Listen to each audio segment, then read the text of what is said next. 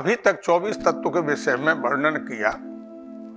प्रकृति के 24 तत्व होते हैं। अब मैं आपको पुरुष के विषय में 25वां तत्व का वर्णन करता हूं। वह 25वां तत्व नहीं कहलाता तो उसको क्या कहेंगे? महातत्व कहेंगे। क्या कहेंगे? महातत्व। महतत्व नहीं, महातत्व। महतत्व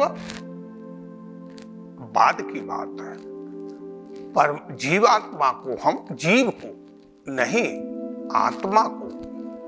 आत्मा कहते किसे? पहले ये समझ लो। आत्मा कहते पूर्ण प्रकाश वान को, जिसमें कभी किसी काल में अंधकार न होता हो, हमेशा प्रकाशवान रहती हो, ऊर्जावान रहती हो और सत्य परायण हो। कभी भी वह परिवर्तनशील नहीं है, अपरिवर्तनशील है। ऐसी विशिष्ट ऊर्जा को हम क्या कहेंगे? आत्मा। वह आत्मा जब अपना प्रतिबिंब या अपना स्वरूप कहीं पर अपना प्रकाश डालती है, वहीं पर एक पर्दा बनता है, उसको हम चित्त कहते हैं। उस चित्त में अपने आप अनायास ही चित्रण होने लग जाते हैं, चित्र बनने लग जाते हैं।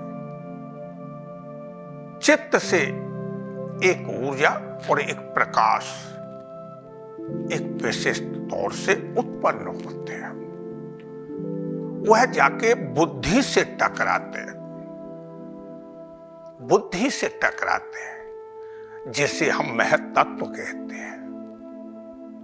महातत्व नहीं, महतत्व। महातत्व आत्मा को कहा जाता है, परमात्मा को परम तत्व कहा जाता है।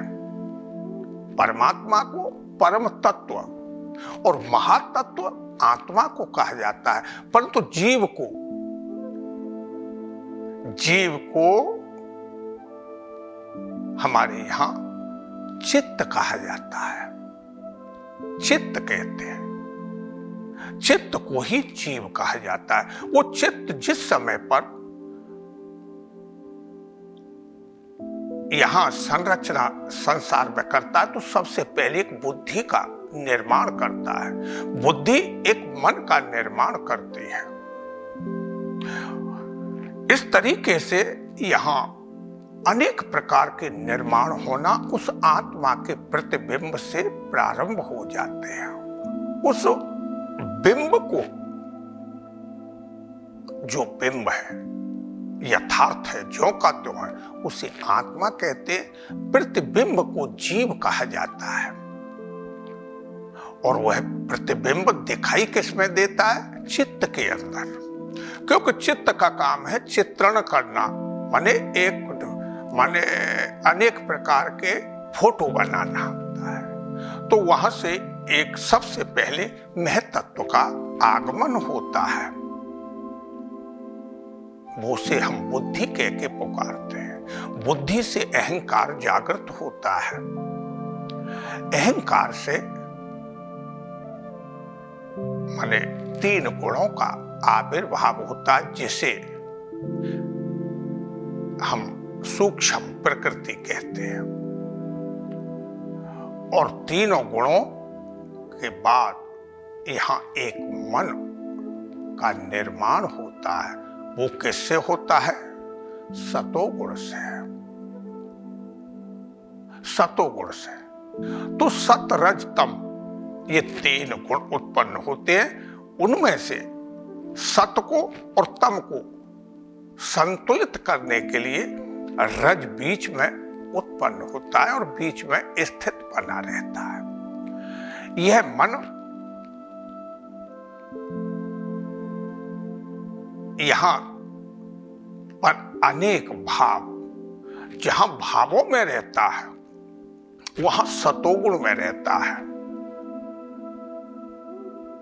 भावों में जब तक रहता है तब तक ये किस में रहता है?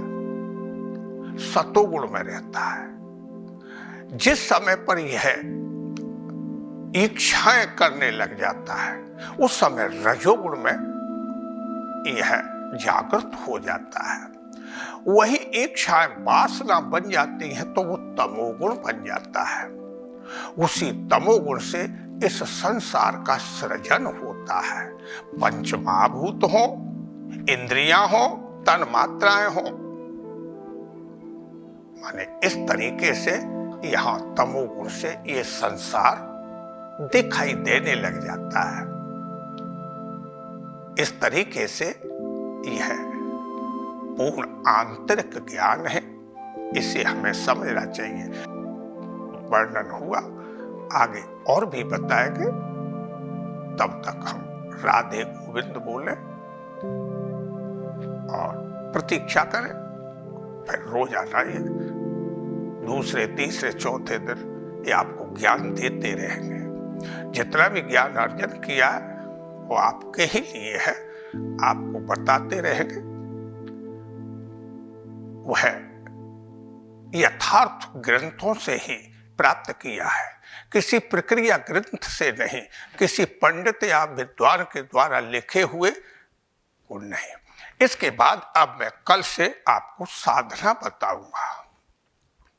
ऐसी साधना बताऊंगा कि आपको शीघ्र प्रभाव दिखाई देगा। मैंने जीवन में